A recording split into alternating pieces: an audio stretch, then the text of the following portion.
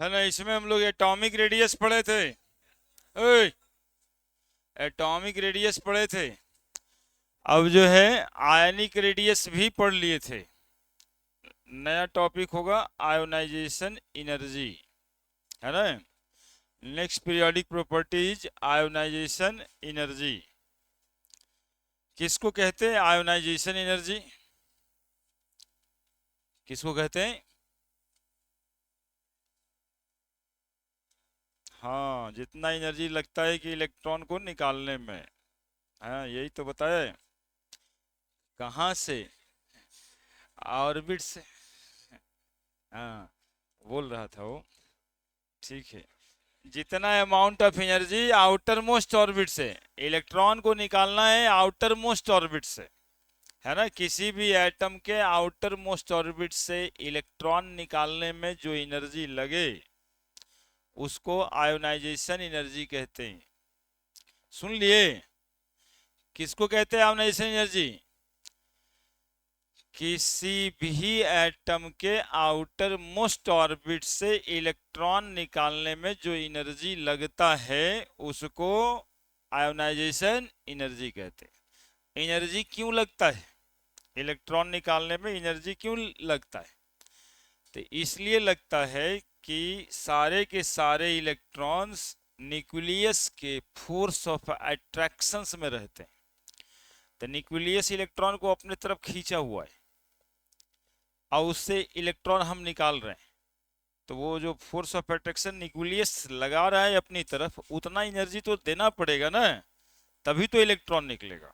इसीलिए एनर्जी लगता है।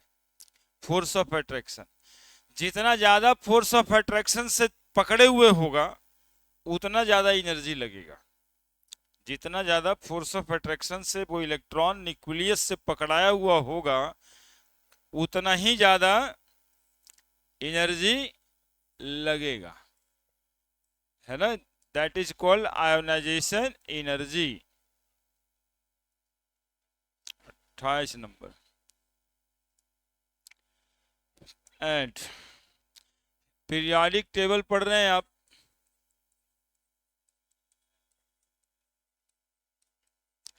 पीरियोडिक टेबल में टॉपिक है आयोनाइजेशन एनर्जी। किसी किसी किताब में आयोनाइजेशन पोटेंशियल भी लिखा रहेगा।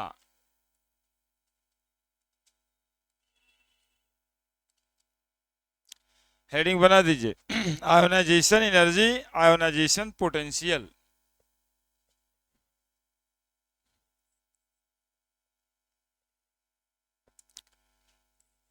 The amount of energy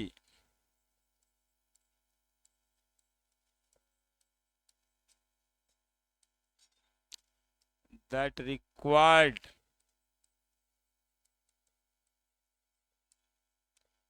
to eject an electron from outermost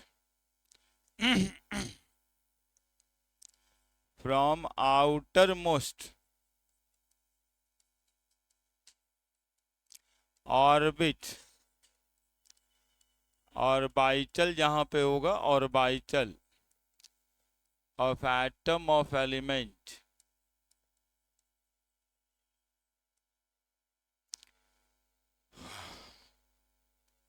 called as ionization energy.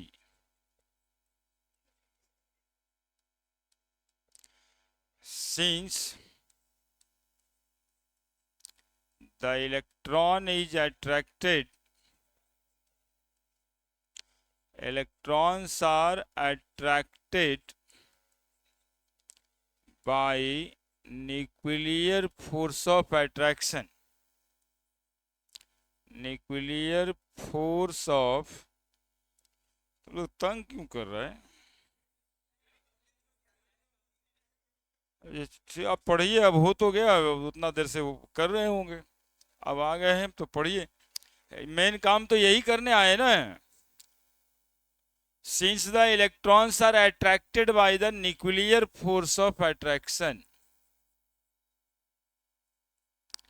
to eject it the energy is required.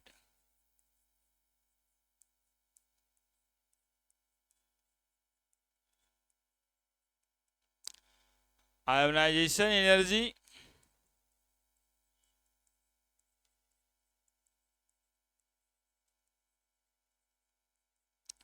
per unit charge called as ionization potential.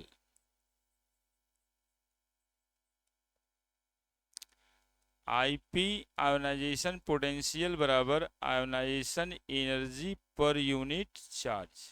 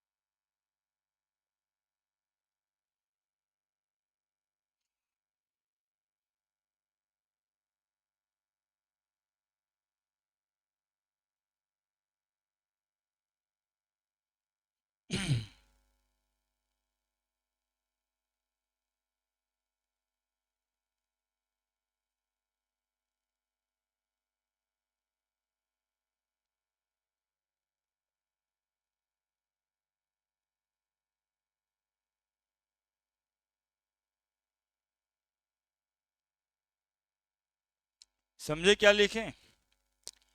जितना amount of energy किसी electron को निकालने में लगेगा किसी orbit या orbital atoms के, उसी अमाउंट ऑफ एनर्जी को आयोनाइजेशन एनर्जी कहेंगे। क्यों लगेगा उसके नीचे लिखे कि इलेक्ट्रॉन न्यूक्लियस के फोर्स ऑफ अट्रैक्शन में रहता है, इसलिए अमाउंट ऑफ एनर्जी लगेगा निकालने में, है ना। और तीसरा पॉइंट लिखे हैं कि आयोनाइजेशन पोटेंशियल जो होता है वो आयोनाइजेशन एनर्जी पर यूनिट चार्ज को कहते हैं, है ना। जितना एनर्जी एक कूलम चार्ज को निकालने में लगेगा उसको कहते हैं ionization potential. IP ionization potential, IE ionization energy, Q हो गया चार्ज।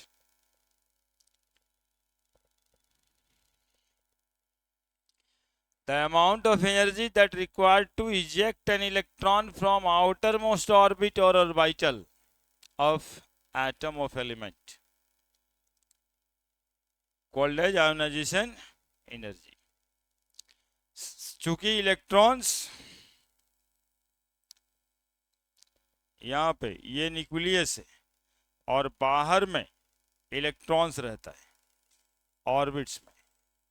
अब इलेक्ट्रॉन्स यहाँ पे, तो यहाँ पे इसलिए है ना कि ये न्यूक्लियस इसको अपने तरफ खींचा हुआ है। अब इलेक्ट्रॉन यहाँ से निकालेंगे आप तो जितना अमाउंट ऑफ एनर्जी से या जितना फोर्स ऑफ अट्रैक्शन से ये खींच रहा है इसको, उतना फोर्स ऑफ अट्रैक्शन तो आपको लगाना ही पड़ेगा, और जो फोर्स देंगे वो एनर्जी में कन्वर्ट हो जाएगा।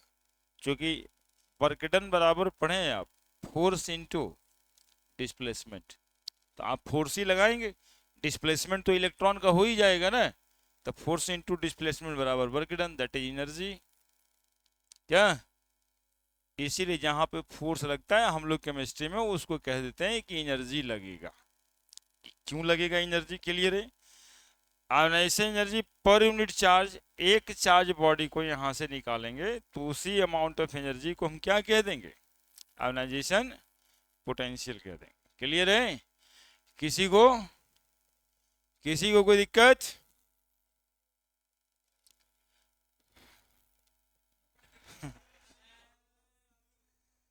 बैठता ही इसी के लिए है।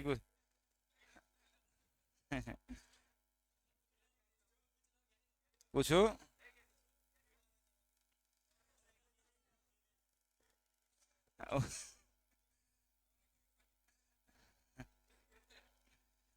बेचारा इतना पूजा देखा है अभी बचपन से, उसी का मतलब समझ नहीं आया कि पूजवा में किताबों में लिखल का है। इसीलिए ये है वैसे ही थोड़ा हाँ, अकेले में मिल लेगा। अकेले में मिलेगा वो। हाँ, अब देखिए, आप जैसे ना सोडियम एक इलेक्ट्रॉन का लॉस करेगा, सोडियम पे प्लस चार्ज पड़ेगा। सोडियम एक इलेक्ट्रॉन का लॉस करेगा तो सोडियम पे क्या चार्ज पड़ेगा। तो एक इलेक्ट्रॉन लॉस ऐसे ही थोड़े ना किया है, कैसे किया है, जब इसको हम लोग आयोनाइजेशन एनर्जी दिए, है ना। सोडियम एक इलेक्ट्रॉन का लॉस तो तभी किया है जब इसमें क्या दिए हैं, आयोनाइजेशन एनर्जी। सोडियम का कन्फिगरेशन था 281, ये एक इलेक्ट्रॉन को बाहर निकाले तब जाकर के ये यहाँ पर क्या हो गया 2 8।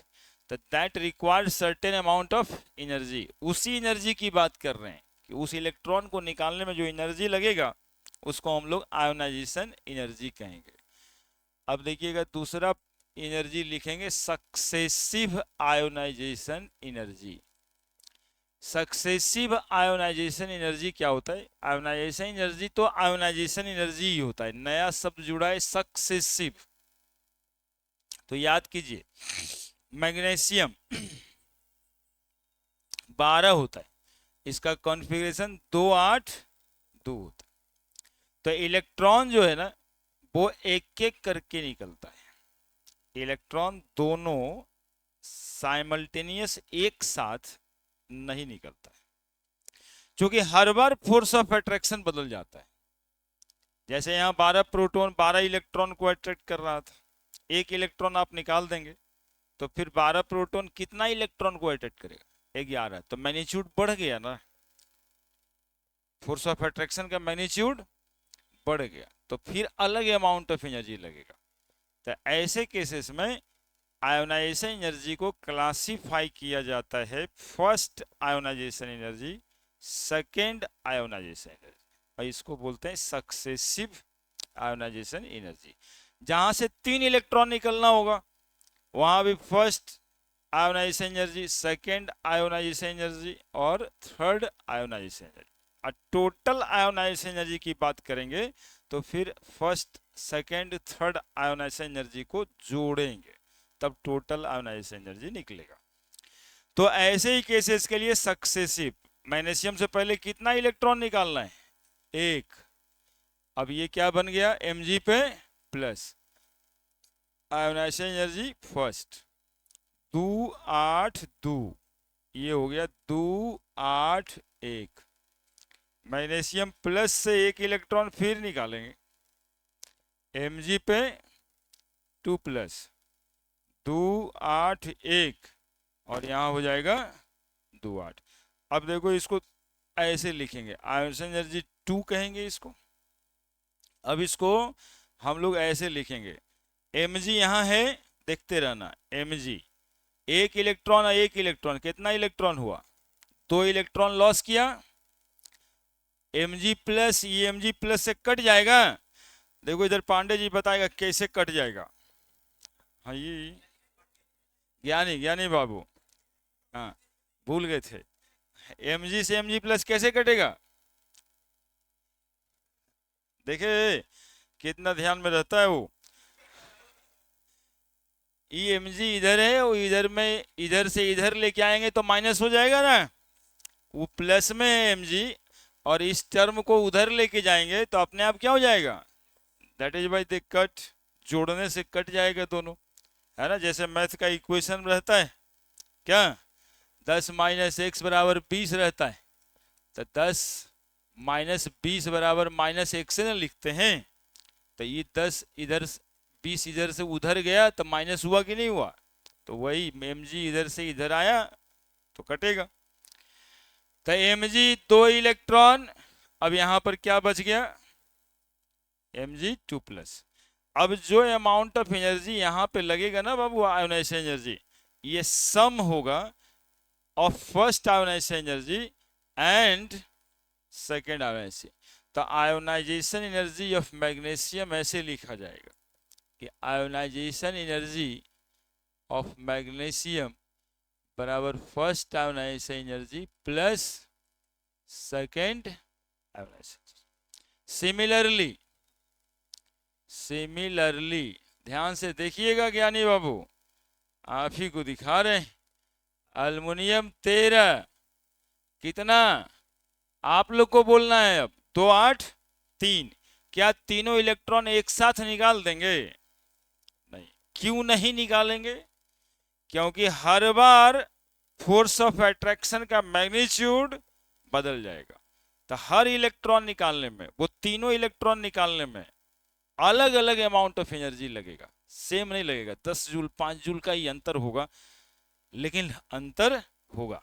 इसलिए अल्युमिनियम से पहले क्या करेंगे, एक इलेक्ट्रॉन निकालेंगे, और अल्युमिनियम पे क्या लिखाएगा, प्लस। यदि इसका 2 8 3 है तो इसका कितना हो जाएगा, 2 8 2, और जो एनर्जी लगेगा उसको क्या कहेंगे, फर्स्ट एनर्जी। अल्युमिनियम प्लस से फिर एक इलेक्ट्रॉन निकालेंगे, और अल्युमिनियम पे हो जाएगा 2 प्लस, आयोनाइजेशन एनर्जी 2। यहाँ 2 8 2 था, अब ये बन जाएगा 2 8 1। अब अल्युमिनियम 2 प्लस से फिर एक इलेक्ट्रॉन निकालेंगे, आयोनाइजेशन एनर्जी थर्ड कहेंगे इसको, और यहाँ पे अल्युमिनियम 3 प्लस हो जाएगा और कन्फिगरेशन हो जाएगा 2 8। अब ये सारे को हम लोग जोड़ेंगे, तो एल प्लस से कट जाएगा, क्यों कटेगा, क्योंकि उधर वाला इधर आके माइनस हो जाएगा। एल 2 प्लस से 2 प्लस कट जाएगा, क्या बच गया, अल्युमिनियम कितना इलेक्ट्रॉन सब मिला के 3 इलेक्ट्रॉन, और यहाँ पर जो एनर्जी हुआ आयोनाइजेशन एनर्जी कहेंगे, और एल पे क्या मिल गया 3 प्लस। अब यहाँ पे आयोनाइजेशन एनर्जी बराबर क्या होगा, तो लेंगे sum of all these 3 ionisation energy. Clear है, तो सक्सेसिव आयोनाइजेशन एनर्जी का मतलब समझे, लिखेंगे in case of multi electron system, जहां पे मल्टी इलेक्ट्रॉन्स निकालने, to eject an electron there are different amount of energy is required to eject each electron.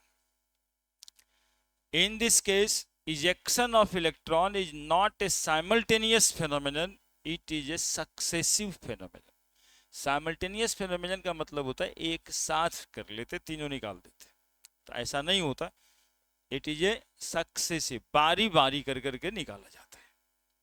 क्यों निकाला जाता है, कारण बता दिए कि different amount of energy is required to eject different electrons, ठीक है।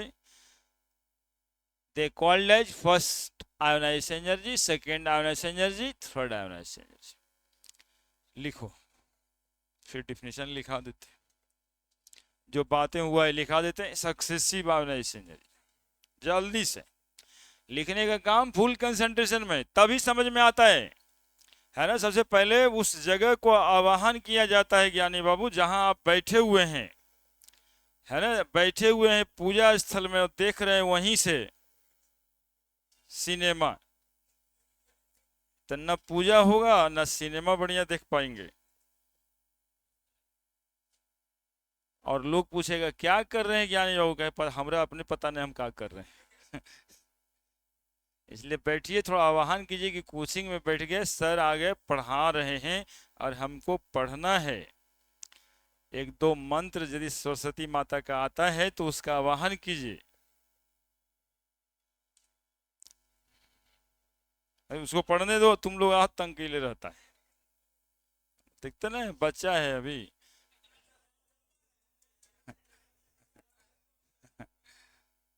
इसका थोड़ा उम्र कम है इसलिए तुम लोग तबाह कर ले।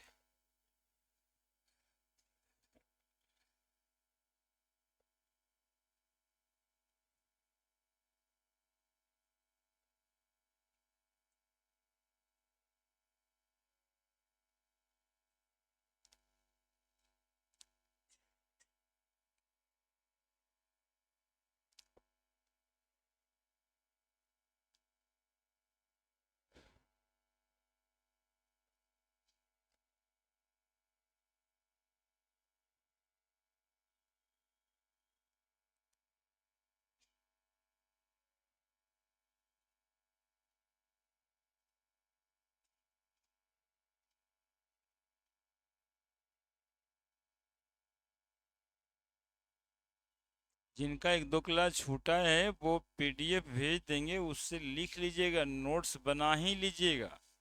छोड़ छोड़ के यदि चैप्टर का नोट्स रहेगा ना तो फिर वो पढ़ने में मन नहीं लगेगा, एक साथ लगेगा कि एक दिन ये छूट गया एक दिन वो छूट गया।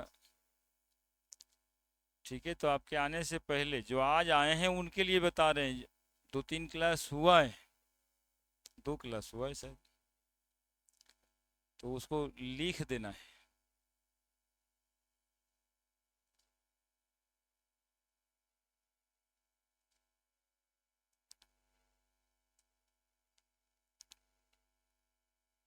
कॉपी मांगने से यदि नहीं देता है तो हम देंगे ना, हमारे पास बढ़िया वाला कॉपी है, हम ही दे देंगे अब।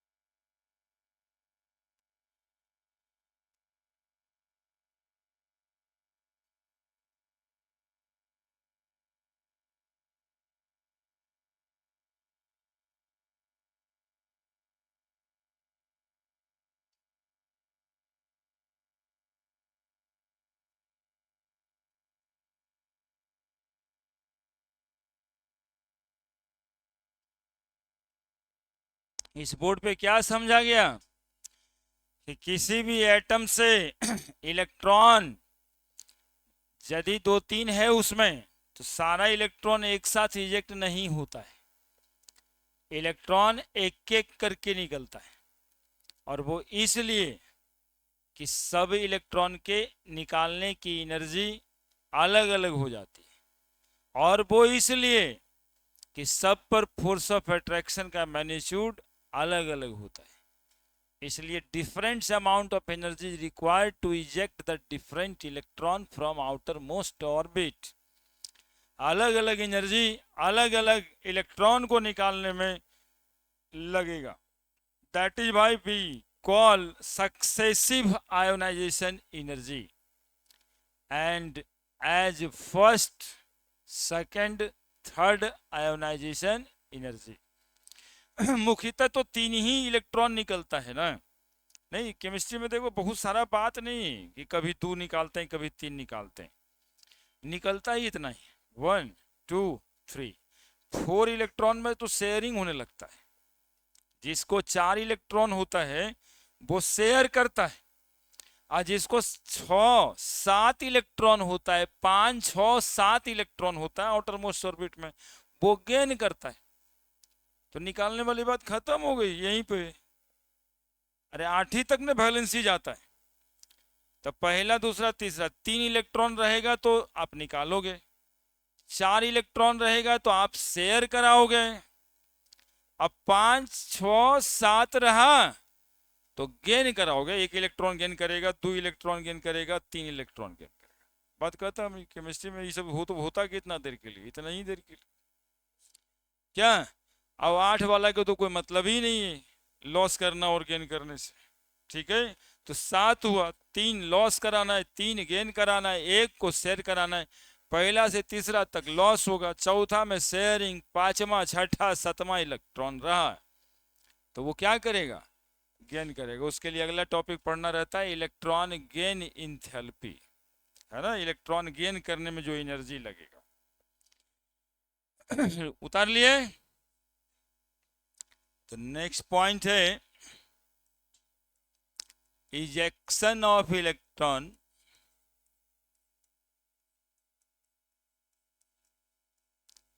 is not a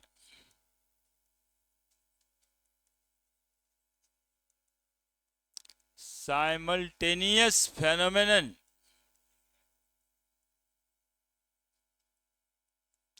However, it is a successive phenomenon. Since ejection of electron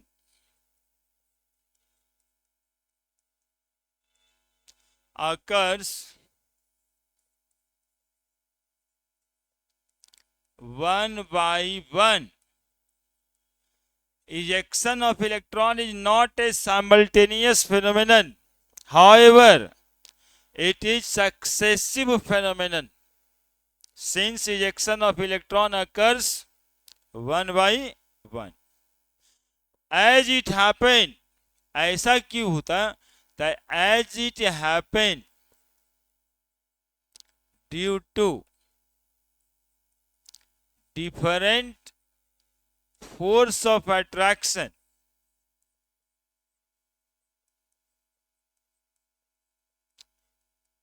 is exerted by the nucleus on the electron of an atom. हर बात का जवाब, हर बात का जवाब हमने लिखा यहां पे कि इजेक्शन ऑफ इलेक्ट्रॉन, इलेक्ट्रॉन का निकलना साइमल्टेनियस फेनोमेनन नहीं है, यानी एक साथ इलेक्ट्रॉन सारा का सारा निकल जाएगा, ऐसा नहीं होगा। ये सक्सेसिव फेनोमेनन है, ये एक एक करके निकलता है। Since ejection of electron occurs one by one, तो एक एक करके क्यों निकलेगा, तब उसका भी जवाब है कि as it happen due to different force of attraction is exerted by the nucleus on the electron of an atom. कि यदि किसी के आउटर मोस्ट ऑर्बिट में 2 इलेक्ट्रॉन या 3 इलेक्ट्रॉन है तो अलग अलग फोर्स ऑफ अट्रैक्शन सारे इलेक्ट्रॉन्स पे एक्सर्ट होता है। तो अलग अलग फोर्स ऑफ अट्रैक्शन एक्सर्ट होता है तो अलग अलग अमाउंट ऑफ एनर्जी लगेगा, है ना। Successive ionisation energy, successive ionisation energy known as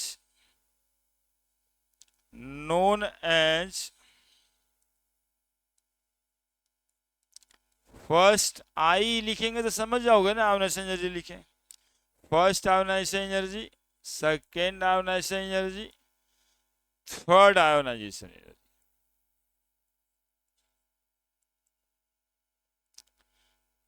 total ionization energy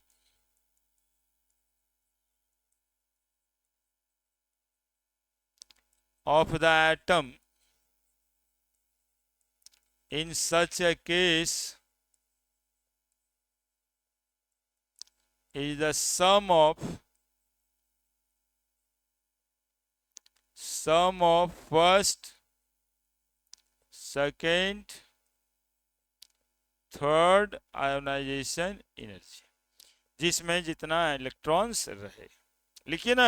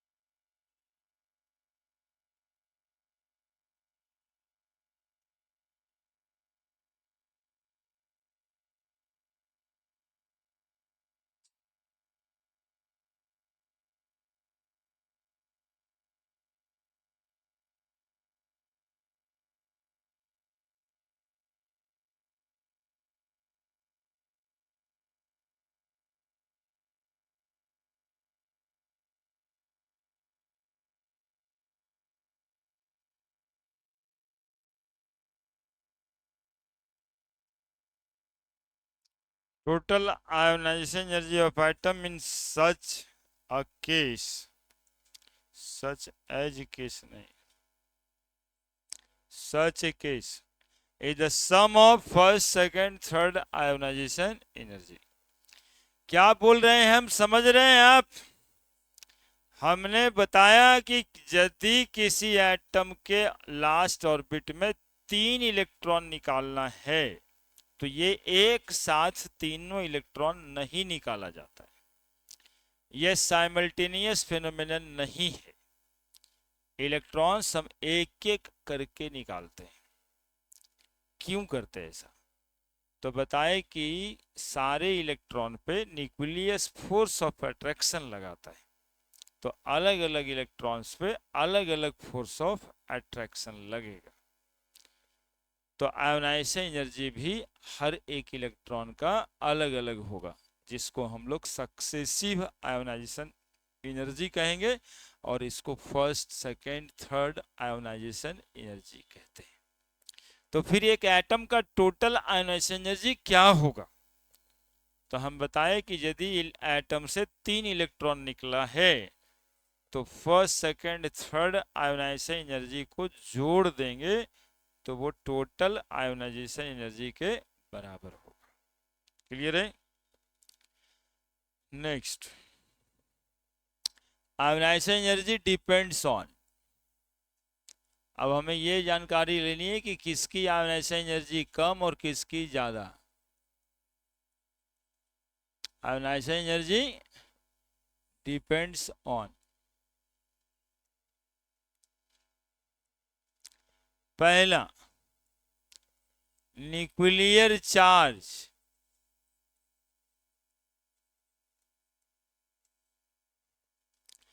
और न्यूक्लियर चार्ज पिछले दिन बन चुका है इफेक्टिव न्यूक्लियर चार्ज, है ना? स्किनिंग इफेक्ट घटा करके न्यूक्लियर चार्ज को ही बना चुके हैं इफेक्टिव न्यूक्लियर चार्ज। सुनोगे जी बच्चा एकदम गौर से, काम क्या है? बोले काम क्या है? तो वो बोल रहा गंगा जी नहाने जाना था सर, लेकिन आप बुला लिए तो यहीं चले आए। काम ही नहीं है। हाँ, वो दिमाग में आ भी जाए। हाँ, तो वहां जो जाते तो 200-400 कमा भी लेते तुम। जैसे मुकांत भगवान दिया है तो कर दो, पंडित जी हैं बस हो गया।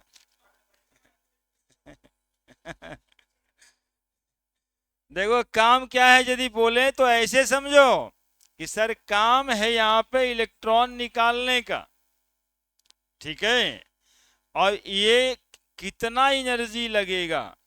जैसे नहीं वो कहते हैं भाई फलाना काम है तो करने वाले लोग कहते हैं इसमें इतना पैसा लग जाएगा, यो करना होगा वो करना होगा।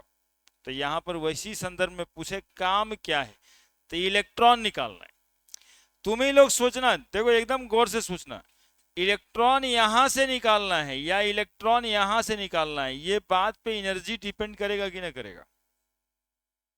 क्या ये इलेक्ट्रॉन इस न्यूक्लियस से दूर है और ये इलेक्ट्रॉन इसके करीब है, डिपेंड कर जाएगा।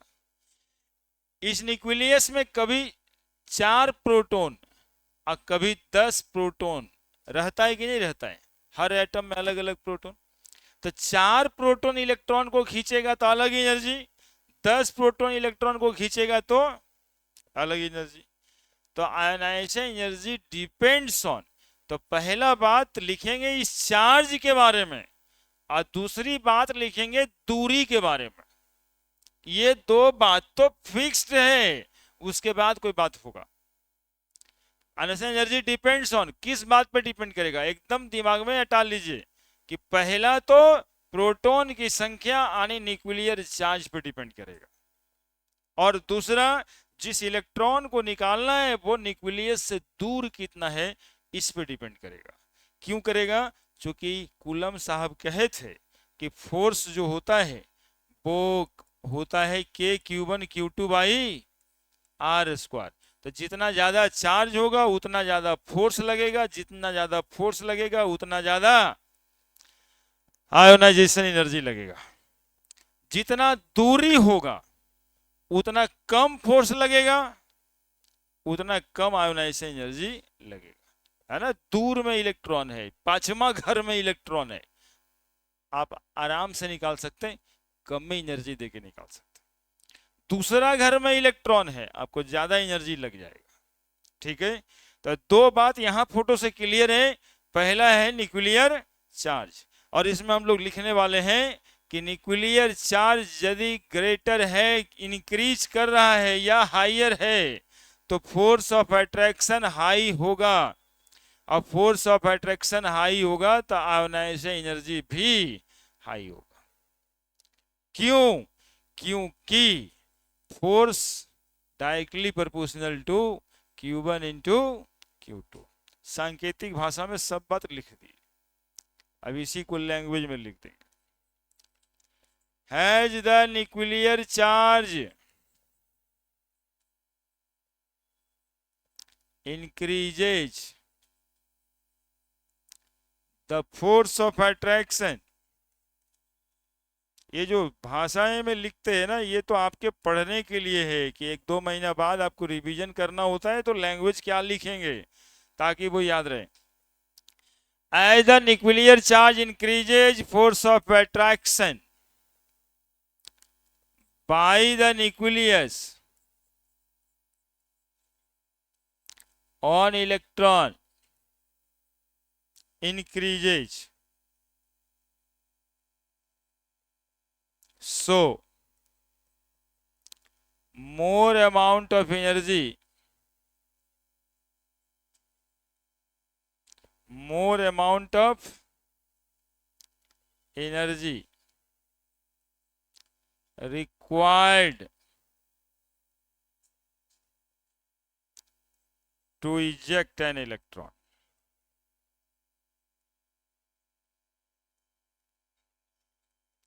That is ionization energy increases।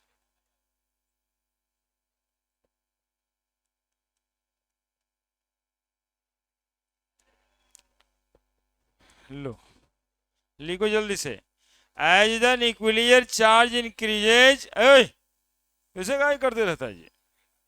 मतलब तुम लोग को डांटने के लिए हम यहाँ पे काम करते रहे कि तुम लोग को बराबर डांटते रहे, वही वही करते रहे हैं? हम उधर कर देंगे उसको।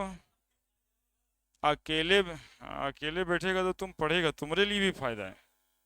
तुमको आता तो है ही, है दिमाग तो भगवान दिया ही है तुमको। तुम देखे तो एक दो दिन अच्छा पढ़ते, अच्छा दिखाता है, लेकिन पढ़े तब ना।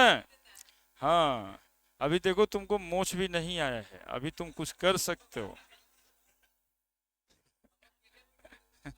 हाँ, तुमको जो है अभी, अभी ठीक है, अभी ग्रोथ होने का समय है।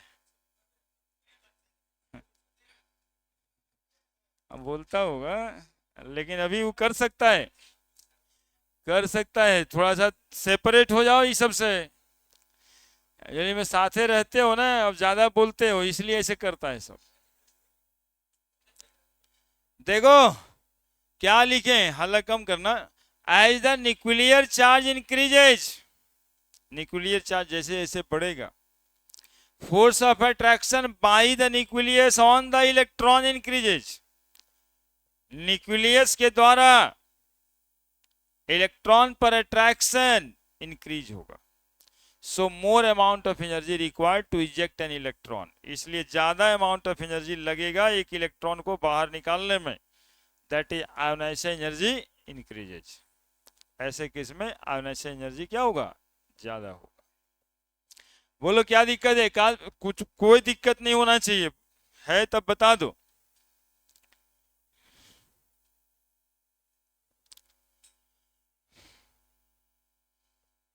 फोर्स, सब बात फोर्स पे है।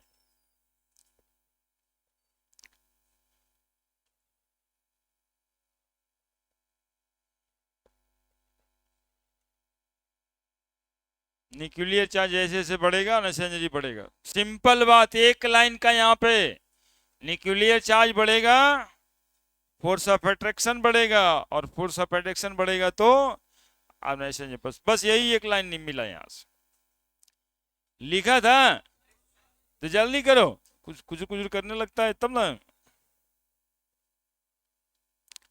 देखिए सब लिख दिया है, यहाँ पर दो तीन तो नहीं लिखा है, क्योंकि माहौल अपना अलग बनाए हुए है। सब कोई काम नहीं देगा, हम सही बता रहे हैं। दोस्ती रह जाता है अगले साल के जनवरी तक, फरवरी में जो है परीक्षा होता है सब, फिर किसी का हो गया किसी का नहीं हुआ, एगो टेंशन में रहता है, एगो अपना जीता जागता रहता है। और अभी जो ज्यादा खुश रहता है वो निश्चित टेंशन में आ जाएगा, एक साल के बाद डिप्रेशन में चल जाएगा। ज्यादा खुश आदमी डिप्रेस्ड हो जाता है, इसलिए तुमको बता रहे अभी बच्चा हो, या अगले साल तुम जवाने होगा और जवाने में डिप्रेस हो गया, मतलब पहला सीढ़ी जवानी का लगा और डिप्रेस हो गया, कितना टेंशन हो जाएगा बाबू। इसलिए जो हम बोले वो देखो, सर क्या बोले वो सीखो, अगल बगल वाले को चुप करना तुम्हारा काम है। देखो पीछे एक लड़का है, सब जानता है पहले से, आगे आगे बोलता है, तुमको वही खत्म कर रहा है। न्यूक्लियर चार्ज बढ़ेगा, फोर्स ऑफ अट्रैक्शन बढ़ेगा, आयोनाइजेशन एनर्जी बढ़ेगा। न्यूक्लियर चार्ज जानते हो कैसे बढ़ता है? देखो अब आगे की बात बता रहे हैं, सुनो तुम लोग जो लिख लिए उसके लिए कुछ फायदा होना चाहिए ना। पीरियोडिक टेबल में लेफ्ट से राइट जाओगे, न्यूक्लियर चार्ज बढ़ता है ना। Lithium, beryllium, boron, carbon, nitrogen, oxygen, phosphorus, इसको 3 गो प्रोटॉन होता है, इसको 4, इसको 5, 6, 7, 8, 9 प्रोटॉन होता है, तो चार्ज ही ना बढ़ा।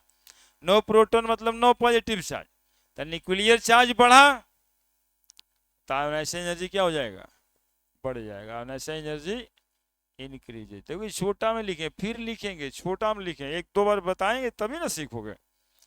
जैसे जैसे न्यूक्लियर चार्ज बढ़ेगा वैसे वैसे आयोनाइजेशन एनर्जी बढ़ जाएगी, है ना। लेकिन उसमें पूरा का पूरा वो सही ट्रेंड नहीं है, वो गलती भी है, कहीं कहीं पर वो ब्रेक करता है। इसलिए फिलहाल अभी छोटे में लिखें, इसके हिसाब से ये होगा, ठीक है। दूसरा दूसरा atomic radius,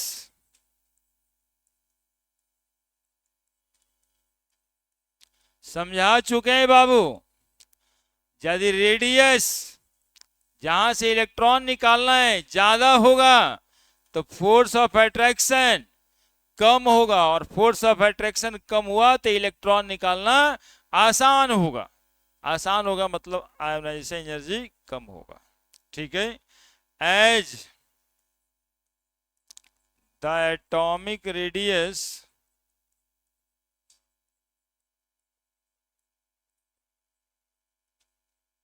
increases, the force of attraction exerted on electron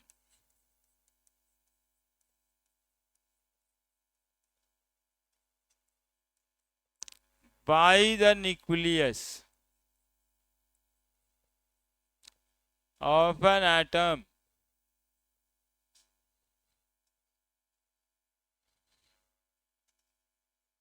decreases. Ejection of electron require less amount of energy, that is ionization energy decreases. ionization energy decreases. ये बात आपको देखने को मिलेगा एग्जाम्पल करके, उसमें भी लिखा दिए थे। जैसे जैसे ऊपर से नीचे आते हैं एटॉमिक रेडियस बढ़ता है तो आयोनाइजेशन एनर्जी क्या होगा, डिक्रीज होगा। इधर जाते थे तो आयोनाइजेशन एनर्जी इंक्रीज होता था। लेकिन इसमें और भी बातें करनी है इसलिए पूरा लिख नहीं रहे, लेकिन ये दो बात से ये दो बातें होगी।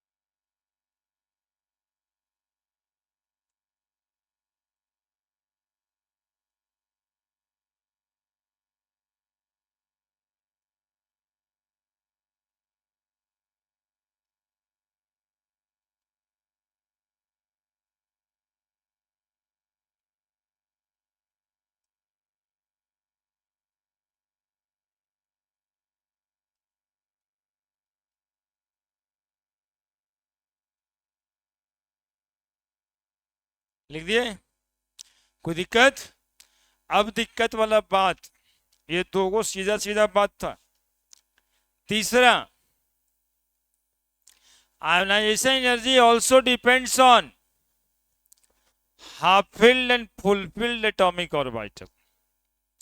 किस बात पे डिपेंड करता है? Half filled and full filled. इसमें लिखना नहीं चाहिए, रुको रुको रुको रुको एक बार। तीसरा, ऊपर वाले हेडिंग में लिखना चाहिए electronic configuration.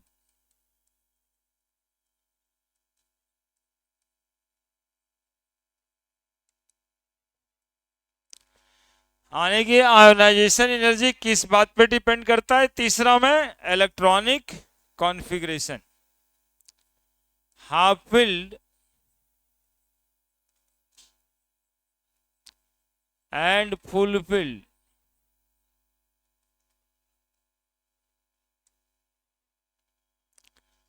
atomic orbital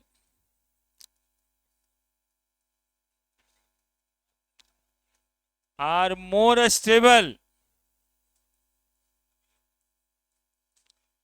so ejection of electron from such orbital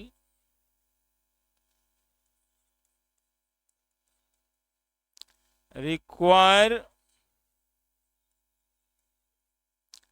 more amount of energy.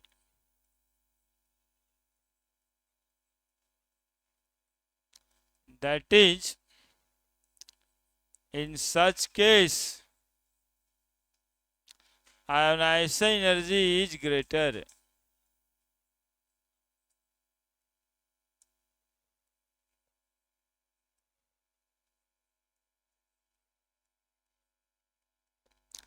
Half-filled and full-filled atomic orbital. Half-filled and full-filled atomic orbital are more stable. Half filled और full filled atomic orbital ज्यादा stable होता है, इसलिए electron निकालना वहां से, so ejection of electron from such orbital require more amount of energy. वैसे orbital से इलेक्ट्रॉन निकालने में ज्यादा अमाउंट ऑफ एनर्जी लगेगा। That is in such case ionisation energy is greater. अब सुनो मेरे पास एग्जाम्पल देख रहा है, यहां पे कॉन्सेंट्रेट होके देखो।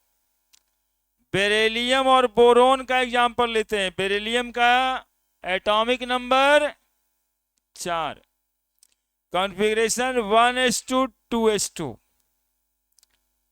2s2 मतलब ये भरा हुआ ऑर्बिटल, एस में 2 ही इलेक्ट्रॉन होता है। जबकि boron 5, 1s2 2s2 2p1, 2p में 6 इलेक्ट्रॉन मैक्सिमम आ सकता है, यहां 1 ही इलेक्ट्रॉन। बताओ ये ऑर्बिटल कैसा कहेंगे?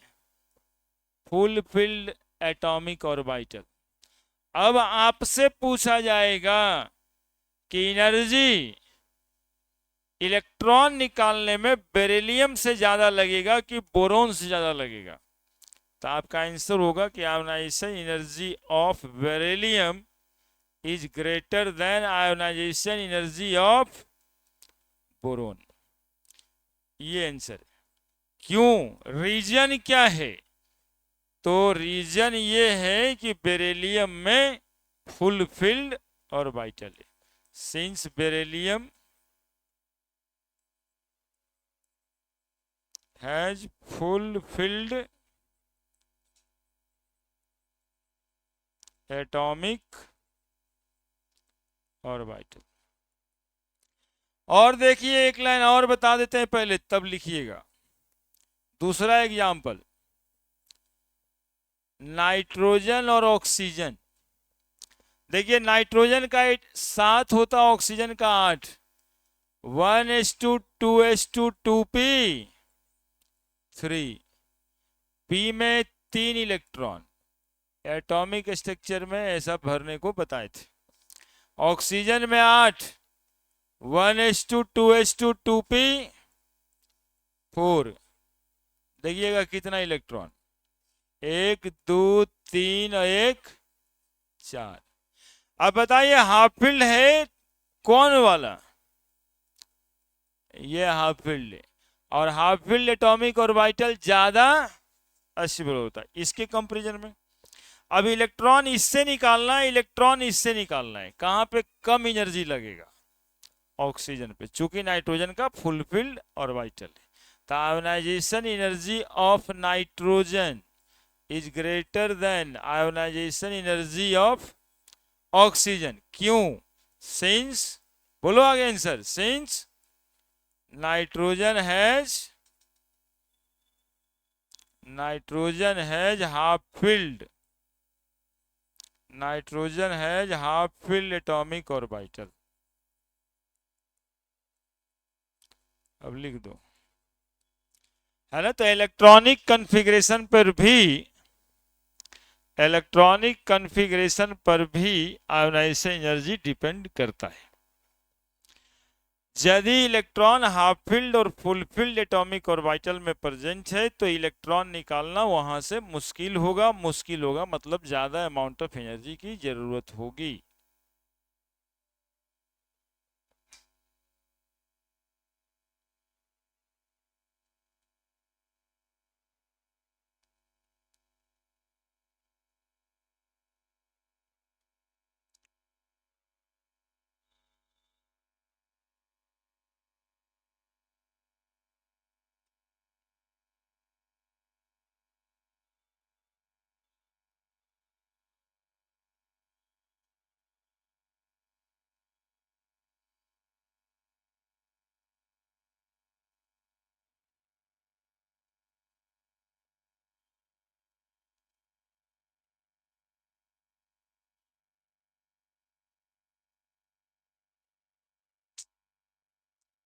करना पड़ेगा सब।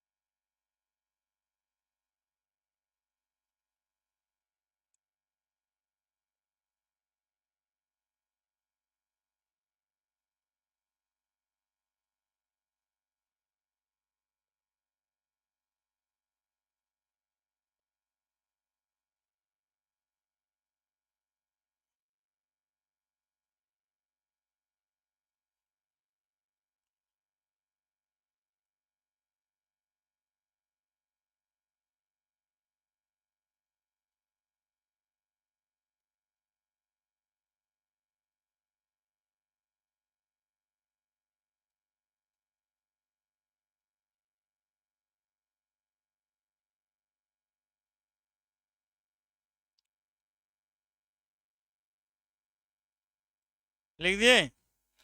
समझ गए कि बेरिलियम और नाइट्रोजन की आयोनाइजेशन एनर्जी ज्यादा क्यों होगी। और ये बेरिलियम और नाइट्रोजन की बात नहीं है, जिस जिस एटम में हाफ फील्ड एटॉमिक ऑर्बिटल होगा और फुल फील्ड एटॉमिक ऑर्बिटल होगा, जहां भी होगा उसके बगल वाला एटम से आयोनाइजेशन एनर्जी ज्यादा होगा फुल फील्ड और हाफ फील्ड वाले को। चौथा चौथा एक इफेक्ट है पेनिट्रेशन इफेक्ट।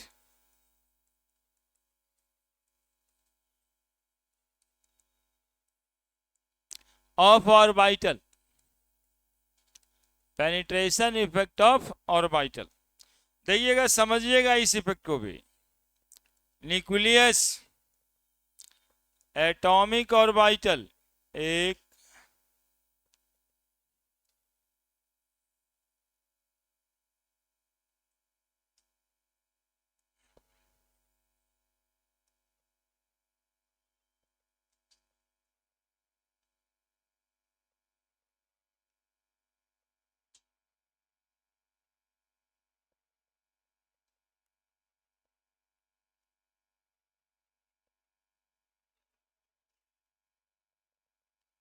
एक गधा सब यहाँ पे बैठ के करेगा बदमाशी, पीछे का नहीं बैठा था रे। सीधा सीधा कान में बात आता है, पढ़ाना है यहाँ पे कि थोड़ा रिलेशन बताना है, ब्याह कराना है। गधा आदमी चुपचाप बैठेगा यहाँ पे बैठ के, हल्ला नहीं, कान पे आवाज आता है। आपको पढ़ाने वाला काम इतना आसान है कि कुछ बोलते रहिए, अब सीख जाइएगा। पढ़ने का काम बहुत कंसंट्रेशन का करना पड़ता है। यहाँ दूसरे बात दिमाग में चलेगा तो नहीं पढ़िएगा, कम से कम तो नहीं पढ़िएगा। जो भी है यहाँ से ही उठ रहा है बात, शांति रहिए। अब आए पहला दिन, अब कुछ ही डांटे उठे और बोले कुछ, आप लोगों को खुद चाहिए। देखो क्या बनाए, ऑर्बिटल बनाए हैं। ये नंबर ऑफ ऑर्बिट 1, ये 2, ये 3 और ये 4। आप देखे होंगे 1s 2 में 2 घर था 2s 2p, 3 में 3 घर था 3s 3p 3d, और चौथे में भी 4 घर था 4s 4p 4d 4f। था कि नहीं था बताओ? पांचवा भी होगा। अब हमारा टॉपिक है पेनिट्रेशन इफेक्ट ऑफ ऑर्बिटल। अब इलेक्ट्रॉन चौथे ही घर में है, लेकिन चौथे घर में तो बहुत बात हो सकता है कि 4s में है कि 4p में है कि 4d में है कि 4f में। घर तो चौथा ही है, घर तो चौथा ही है, लेकिन वो 4s में है कि 4f में, अंतर पड़ेगा ना एनर्जी का। बताओ कौन सबसे ज्यादा धंसा हुआ है न्यूक्लियस की तरफ? न्यूक्लियस के तरफ कौन सा ऑर्बिटल ज्यादा पेनिट्रेटेड है? इस sp-df में 4s 3s 3p 3d में 3s 2s 2p में, अब 1 में तो कोई बात ही नहीं, उसमें पेनिट्रेशन इफेक्ट लगेगा काहे के लिए। तो जिस ऑर्बिट के ऑर्बिटल न्यूक्लियस के तरफ ज्यादा पेनिट्रेटेड हैं, वहां पे ज्यादा amount of force of attraction लगेगा, तो वहां से इलेक्ट्रॉन निकालने में एनर्जी भी ज्यादा लगेगा। अब देखिए कितना इंटेलिजेंट सवाल है कि इलेक्ट्रॉन हमारा 4th ऑर्बिट में है, लेकिन आप बताइए कि इलेक्ट्रॉन निकालने में 4s से एनर्जी ज्यादा लगेगा कि 4f से ज्यादा एनर्जी लगेगा? बताइए किससे ज्यादा लगेगा? 4s से, चूंकि ये न्यूक्लियस के ज्यादा करीब है। बस यही बात समझना था।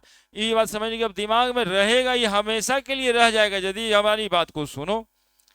तब भी यह करता है, अभी अभी अपने गोदी में खेलने का उम्र है तो कहता है भौजाए रे, अरे बताओ। अभी 6 बजे के बाद इसको मम्मी बाहर निकलने नहीं देती होगी, गधा आदमी। हाँ, अभी अभी ये सब नहीं बोलना चाहिए, खराब लगता है सुन के तुम्हारे मुंह से। अब देखिए हर बार 3s 3p 3d कौन ज्यादा पेनिट्रेटेड है? 3s।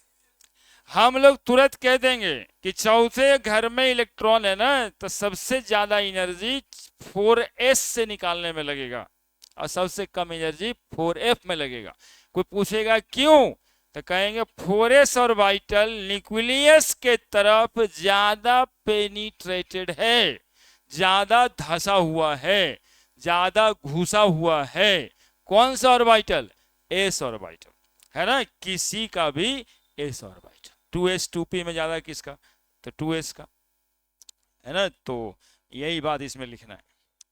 Since s orbital of any orbit is more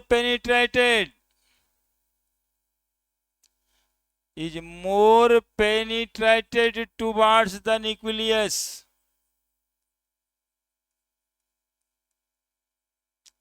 of an atom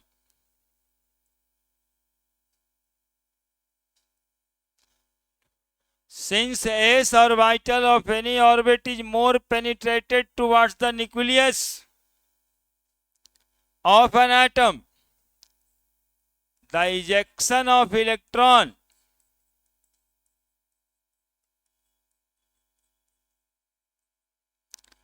from such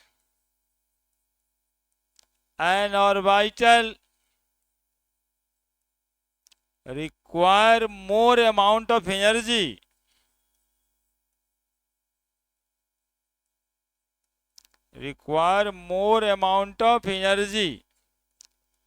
that is has high ionization energy।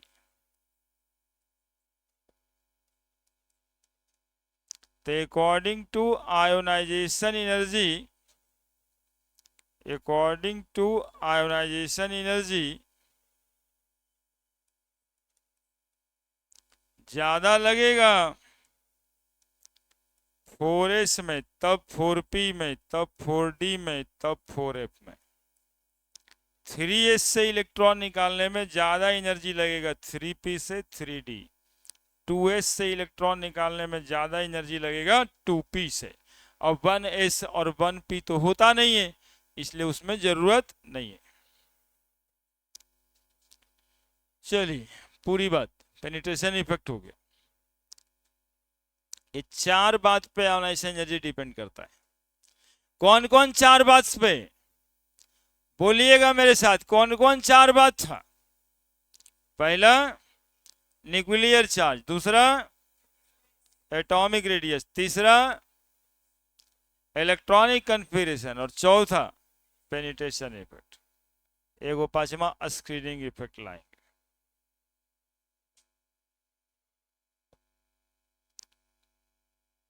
बोलिए। Since s orbital of any orbit, s orbital of any orbit is more penetrated towards the nucleus। penetrated का मतलब धंसा हुआ। किसी भी orbit का s orbital nucleus के तरफ ज्यादा धंसा हुआ रहता है ना, ज्यादा नजदीक रहता है। of an atom, the ejection of electron from such an orbital require more amount of energy। तो उस तरह के ऑर्बिटल से इलेक्ट्रॉन निकालने में ज्यादा अमाउंट ऑफ एनर्जी लगेगा। That is has high ionization energy. और नीचे में वही लिखें कि यदि पूछा जाए कि किसका आयोनाइजेशन एनर्जी ज्यादा होगा, तो 4s में इलेक्ट्रॉन रहेगा तो एनर्जी ज्यादा लगेगा। 4p के कंपैरिजन में 4p ज्यादा लगेगा 4d के कंपैरिजन में। ठीक है। 3s में ज्यादा एनर्जी लगेगा इलेक्ट्रॉन निकालने में 3p से। 2s ज्यादा एनर्जी चाहिए 2p से। अब एक इफेक्ट और है, स्क्रीनिंग इफेक्ट। थोड़ी सी बात वो कर देंगे, बात खत्म, फिर ट्रेंड देख लेंगे, ये टॉपिक खत्म है ना। एटॉमिक रेडियस में ज्यादा समय लगा था, या आयोनाइजेशन एनर्जी एक दिन का, इलेक्ट्रॉन की एंथैल्पी एक दिन का, और फिर उसके एक दिन बाद तो चैप्टर ही खत्म होने पे जाता है ना। हाइड्राइड ऑक्साइड्स बताना है, उसके बाद बॉन्डिंग।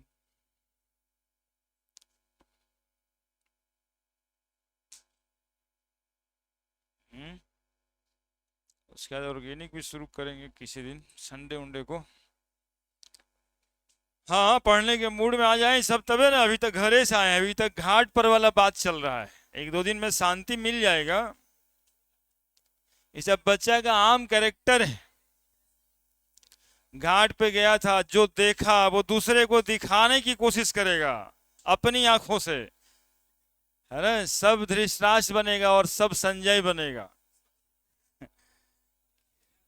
कि हमारे वाले घाट का तुम लाइव कहानी सुनो। तो ऐसा ऐसा होगा अभी, वो धीरे धीरे ठीक होगा। अभी देखिए जानबूझ के लेके आया है ये सब अभी मेला इफेक्ट है। स्क्रीनिंग इफेक्ट सुनना, इसके बारे में बहुत चर्चा हुआ है पिछले क्लासेस में। अभी हम क्या बता देंगे वो सुनना शॉर्टकट में, जिससे समझ आ जाए। ये न्यूक्लियस ये बाहर में ऑर्बिट्स और ऑर्बिट्स के अंदर रहता है। कौन रहता है जी? Electron electron electron electron. अब इस इलेक्ट्रॉन पे नेगेटिव चार्ज होता है। जितना ही ज्यादा इलेक्ट्रॉन्स होगा उतना ज्यादा इलेक्ट्रॉन्स आपस में रिपल्सन करेगा, उतना ज्यादा एक दूसरे पर धक्का देगा। और धक्का यदि ये दे दिया तो इलेक्ट्रॉन तो अपने ही से बाहर निकल जाएगा। और इलेक्ट्रॉन के बाहर निकालने में ये क्या करेगा? मदद करेगा कि अपोज करेगा?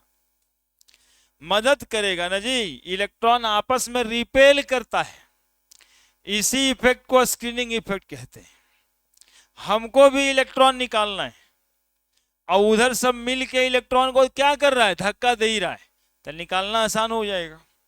तो यदि कहीं ज्यादा स्क्रीनिंग इफेक्ट लगेगा, स्क्रीनिंग इफेक्ट का मतलब इंटर इलेक्ट्रॉनिक रिपल्सन, इलेक्ट्रॉनों के बीच में जो रिपल्सन लगता है उसको स्क्रीनिंग इफेक्ट कहते हैं।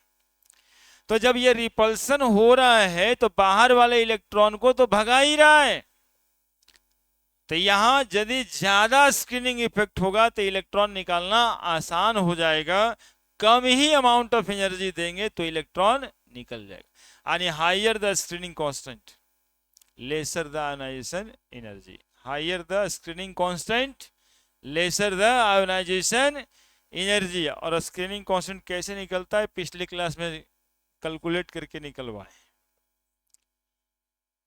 ना। इंटर इलेक्ट्रॉनिक, एक लाइन और लिख भी देते हैं, इंटर इलेक्ट्रॉनिक, इंटर का मतलब इन बिटवीन, इलेक्ट्रॉनिक का मतलब इलेक्ट्रॉन, इलेक्ट्रॉन के बीच में repulsion, inter electronic repulsion called as a screening effect. Higher the screening effect,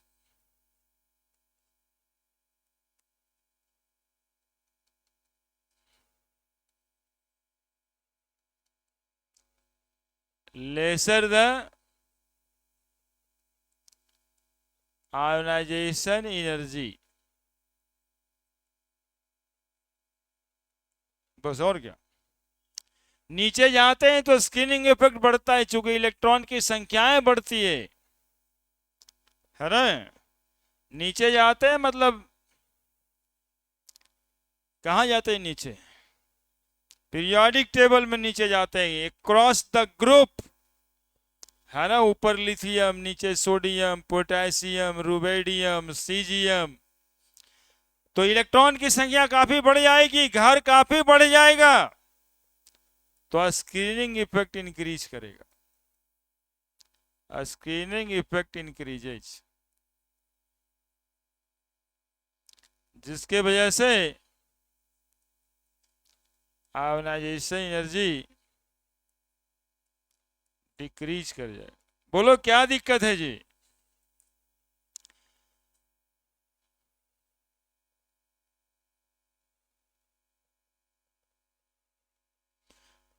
बस ये 5 बात पे आयोनाइजेशन एनर्जी डिपेंड करता है।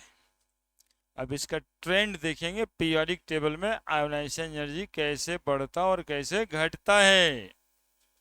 नहीं सर, अभी टाइम है सर। सीजीएम सीएस, तुम अगले क्लास में कहता है बेचारा, देखो कल कितना परेशान था, सिलेबस का टेंशन था, तुम कहता अगले क्लास में सर।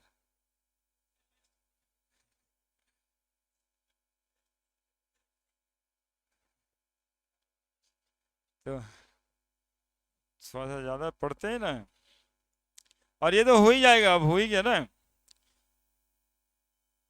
एग्जाम्पल करके लिख लेना है, नीचे बैठे नहीं रहना है, लिख दीजिए, एग्जाम्पल करके लिख दीजिए, बात खत्म। क्या स्क्रीनिंग इफेक्ट कहाँ पड़ रहा है, आयोनाइजेशन कहाँ घट रहा है, और वो तो सिखाए, lithium, sodium, potassium, radium, caesium, याद है जी? क्या था लाइन, क्या था? हेलिना क्रेब सिसकने लगी फिर से, एकदम 12वें ग्रुप देखो याद रख। बेमक्का सर 12 खाएंगे नहीं था अगला।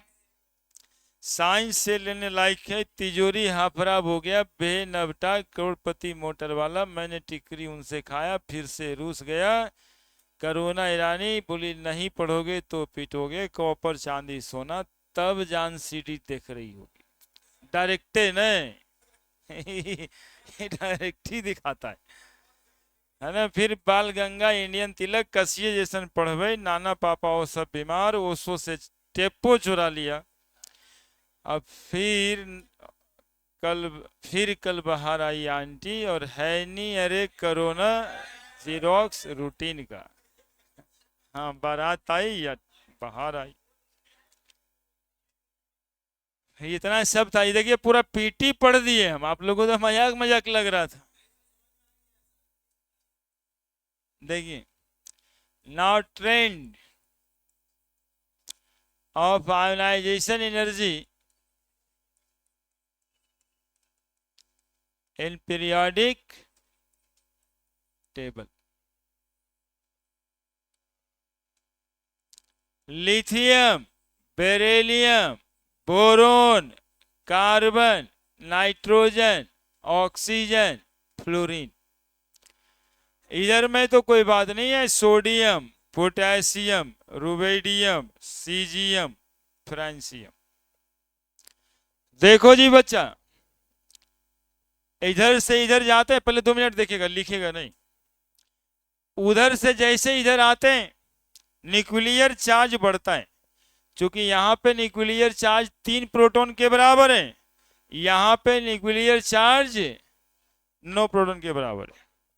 ठीक है, न्यूक्लियर चार्ज, बोलो बोलो, nuclear charge, force of attraction, ionisation energy बढ़ेगा। तो इधर से जाने से आयोनाइजेशन एनर्जी इंक्रीज करता है। लेकिन ये क्या बिल्कुल 100% सही बात है? तो बात गड़बड़ हो जाता है दो जगह पे, है ना। देखना, अभी लिखना मत। इंक्रीज करता है मतलब ऐसा सिंबल दें, इंक्रीज करता है मतलब सबसे कम आयोनाइजेशन एनर्जी किसको रहेगा? इंक्रीज करता है सबसे कम रहेगा, फिर बेरिलियम, तब बोरोन, तब कार्बन, तब नाइट्रोजन, तब ऑक्सीजन, तब फ्लोरीन। यही ना कहना चाहते हैं। लेकिन दो जगह पे ये गड़बड़ होता है। कहां कहां पे? कहां कहां पे? देखो समझा चुके हैं। बेरिलियम फुलफिल्ड एटॉमिक ऑर्बिटल है, इसकी आयोनाइजेशन एनर्जी बोरोन से ज्यादा होती है। और एक जगह पे nitrogen half filled atomic orbital है, इसकी आयोनाइजेशन एनर्जी ऑक्सीजन से ज्यादा होती है। अब ये बिल्कुल सही हो गया, अब ये बिल्कुल सही हो गया। अब देखो, ionisation energy increases, nuclear charge increases, ये बातें सही है।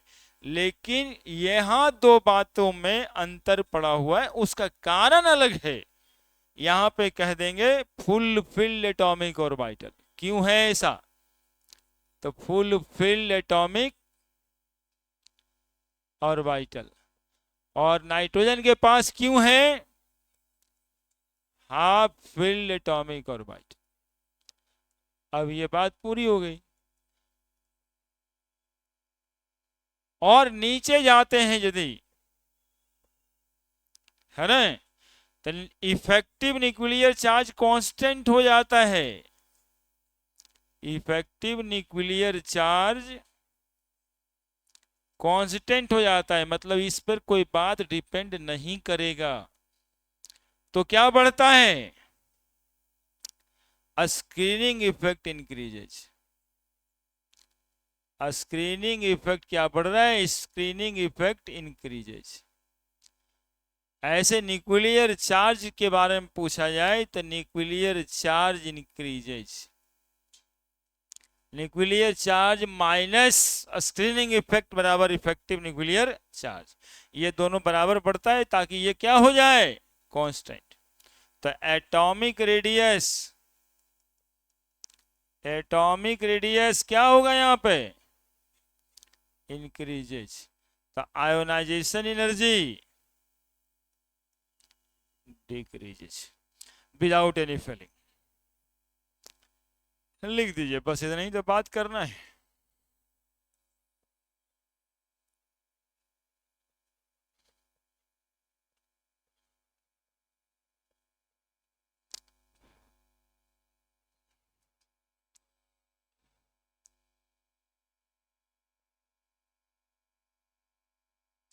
एक वो ग्राफ बनाएंगे, जल्दी से उतारिए। अभी तक ये बच्चा नहीं है, चौथा पचवा के छुट्टी छुट्टी करता है। चौथा पचवा में ये सब बात बोलता था बच्चा कि हो गया सर, भूख लगल है सर। एक ठो ऐसा करेगा तो मान्य है, इधर में बैठा हुआ है कि चलो बुतरू था उसको वो ये दूध भात, ये चलेगा। लेकिन बड़ी खराब खराब बात बोलता है तो बुतरू। जो संगति खराब हो गया, रह गया ये, इसको समझा दिया बड़कन सबे उस तरह का बातें, इसको मजा आने लग गया है। इसको सिर्फ अकेले ही लड़का बैठ जाए, ये क्या करे ना कि यहाँ बैठे तो सब आके बैठ गया, इसको घेर लिया, अब ये उठ के वहां निकल के चल जाए तो ये पढ़ भी लेगा। सवाल भी पूछता है, ऐसा नहीं कि वो सवाल नहीं पूछता है, सवालों पूछता है, लेकिन वो पढ़ना ही नहीं कोई देता है। पता नहीं कैसे रहने वाला जगह में क्या करता होगा इसके। ठीक ठाक से रह लेता है ना। नहीं तो बेचारा के परेशान कैले रहता होगा सब। तो रहना थोड़ा टाइट यार, कि ना एकदम ऐसे होना चाहिए वैसे होना चाहिए, परेशान नहीं होना, तो कर देगा सब तुमको परेशान। हाँ ठीक है। इसका ग्राफ बनाएंगे, इसका ग्राफ लिथियम बेरिलियम बोरोन का। 11 इफेक्टिव क्या कहते हैं, आयोनाइजेशन एनर्जी इंक्रीजेज। दो जगह ये बात फेल हुआ है। हाँ, और ये दो जगह यहीं पे नहीं लिखे हैं आप लोग। कभी कभी कोई बात कम करते हैं आपके डर से कि आप लिखने छोड़ दीजिएगा, वह सर इतना कैसे लिखे, अब ये पहले लिख लिए। अब देखिए अगला, लिखने के बाद यही ट्रेंड पूरे पीरियोडिक टेबल का है। मतलब यहां यदि मैग्नीशियम होगा, यहां अल्युमिनियम होगा, यहां सिलिकॉन होगा, यहां फास्फोरस सल्फर क्लोरीन, तब क्या दूसरा बात याद करेंगे? नहीं। बेरिलियम ज्यादा बोरोन से, मैग्नीशियम ज्यादा अल्युमिनियम से, अल्युमिनियम कम सिलिकॉन से, सिलिकॉन कम फास्फोरस से, फास्फोरस का ज्यादा सल्फर से, सल्फर कम क्लोरीन से। यही इतना ही में तो पूरा परीक्षा आ जाता है तुम लोग। जितना question previous year question bank में है, चाहे कोई और गाइड में देखना, इससे ज्यादा कुछ है ही नहीं, यही है। ये चार को मिला के देता है एक साथ, नहीं तो फिर ये चार को मिला देगा एक साथ, और नहीं तो फिर ये चार मिला देगा एक साथ। अरेंज करिए अकॉर्डिंग टू आयोनाइजेशन एनर्जी। ज्यादातर सवाल में यही रहता है ना। तो नीचे उसका लिख लो ताकि 1-2 साल के बाद भी याद रहे। एगो लाइन ढुकाओ बाद में, है ना, जो पहले बार मन से नहीं लिखा दूसरा क्या लिखेगा। क्लियर है? उसी के नीचे एलिमेंट जो है उसी ट्रेंड में है, मेरे कहने का मतलब। ऐसा नहीं कि तीसरा पीरियड लिखेंगे बेमक्का सरबारा खाएंगे बाल गंगा, तो गलत होगा कुछ। कसिए जैसन सब में ट्रेंड यही चल रहा है। अब इसी बतवा को ग्राफिकली दिखाते हैं।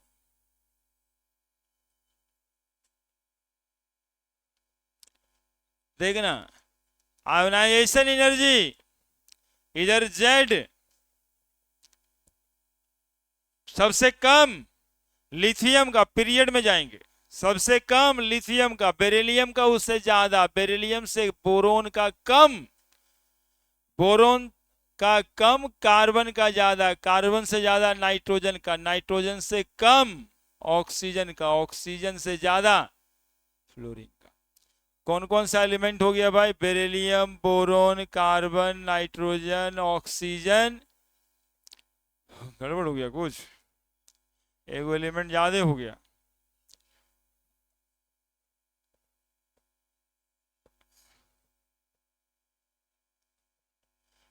अरे देखोगे इधर, देखो हम कितना कितना बात समझाते हैं। Lithium, beryllium, boron, carbon, nitrogen, oxygen, fluorine. सही है? समझ में आ रहा है ग्राफ क्या कह रहा है? कि यदि एटॉमिक नंबर 3 है, देखिएगा, नहीं देखिएगा तो फिर गड़बड़ होगा, तो एनर्जी इतनी। यदि एटॉमिक नंबर 4 है तो उसकी आयोनाइजेशन एनर्जी इतनी। लेकिन यदि एटॉमिक नंबर बोरोन का 5 है तो उसकी एनर्जी 4 से ज्यादा नहीं, कम गया। और फिर यदि कार्बन का एटॉमिक नंबर 6 है तो इसकी आयोनाइजेशन एनर्जी ये सबसे ज्यादा। नाइट्रोजन का यदि 7 है लेकिन हाफ फील्ड ऑर्बिटल है इसलिए एनर्जी इतना। और 8 तो हुआ ऑक्सीजन का, लेकिन आयोनाइजेशन एनर्जी बढ़ा नहीं, नाइट्रोजन से कम गया ये वाला एनर्जी। और फिर इससे ज्यादा किसकी एनर्जी? फ्लोरीन की एनर्जी। ये ग्राफ बता रहे हैं। ठीक है, इसी तरह का ग्राफ अगले ग्रुप के लिए। बे मग का सर 12 खाएंगे मतलब मैग्नीशियम अल्युमिनियम, समझ रहे हैं?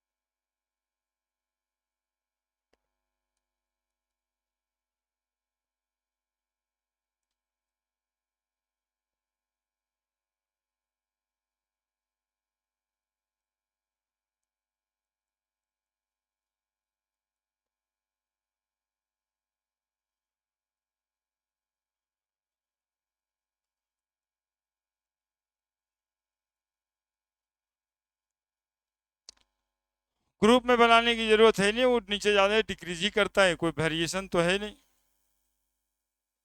ध्यान यहां देना है कि मैग्नीशियम की ज्यादा कि अल्युमिनियम की ज्यादा, तो मैग्नीशियम की ज्यादा अल्युमिनियम की कम। फास्फोरस की ज्यादा कि सल्फर की ज्यादा, तो फास्फोरस की ज्यादा और सल्फर की कम। 15 16 12 13, बस वो दो डिप्स देखना है, बस बात खत्म। आयोनाइजेशन एनर्जी हो गया। और एक लाइन नोट में,